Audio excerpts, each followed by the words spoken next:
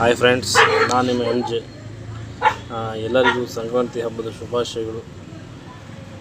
ಎಳ್ಳು ಬೆಲ್ಲ ತಿಂದು ಎಲ್ಲರೂ ಒಳ್ಳೆಯದನ್ನೇ ಮಾತಾಡೋಣ, ಸಿಹಿಯಾಗಿ ಜೀವಿಸೋಣ ಅಂತ ನಾನು ಹೇಳೋಕ್ಕೆ ಇಷ್ಟಪಡ್ತೀನಿ. ಸೊ ಇವತ್ತೊಂದು ಸಿಹಿಯಾದ ವಿಚಾರ ಹೇಳ್ಬಿಡ್ತೀನಿ ಬಿಗ್ ಬಾಸ್ ಬಗ್ಗೆ. ನಿನ್ನೆ ನಡೆದ ಒಂದು ಎಪಿಸೋಡಲ್ಲಿ ಎಲ್ಲರೂ ಒಂದು ವೋಟ್ ಕೇಳೋ ಒಂದು ಅವಕಾಶ ಕಲ್ಪಿಸಿಕೊಟ್ಟಿದ್ದಾರೆ. ಎಲ್ಲರದ್ದು ಮುಗಿದಿದೆ. ಇನ್ನು ಇಬ್ಬರು ನಮ್ಮ ಅಚ್ಚುಮೆಚ್ಚಿನ ಕಂಟೆಸ್ಟೆಂಟ್ಗಳಿದ್ದಾರೆ. ಅವರ ಎಂಟ್ರಿ ಈಗಾಗಲೇ ಆಲ್ರೆಡಿ ನೋಡಿರ್ತಾರೆ ನೀವು. ಅವರ ಒಂದು ಎಂಟ್ರಿ ನೋಡೋಕ್ಕೆ ನಾನು ಕಾಯ್ತಾ ಇದ್ದೀನಿ. ಸೊ ಈ ರಾತ್ರಿ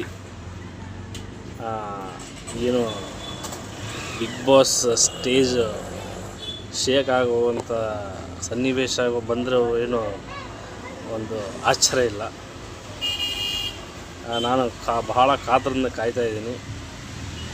ನೀವೆಲ್ಲರೂ ಮಿಸ್ ಮಾಡಿದ್ರೆ ನೋಡಿ. ಇನ್ನು ಜಾಸ್ತಿ ದಿವಸ ಉಳಿದಿಲ್ಲ.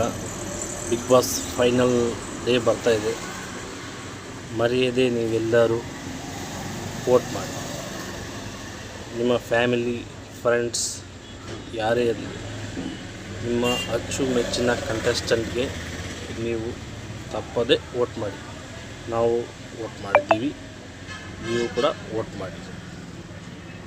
ಥ್ಯಾಂಕ್ಸ್.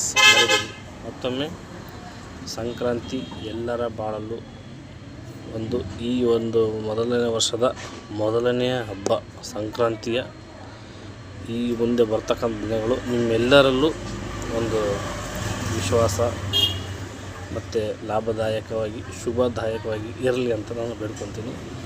Thank you.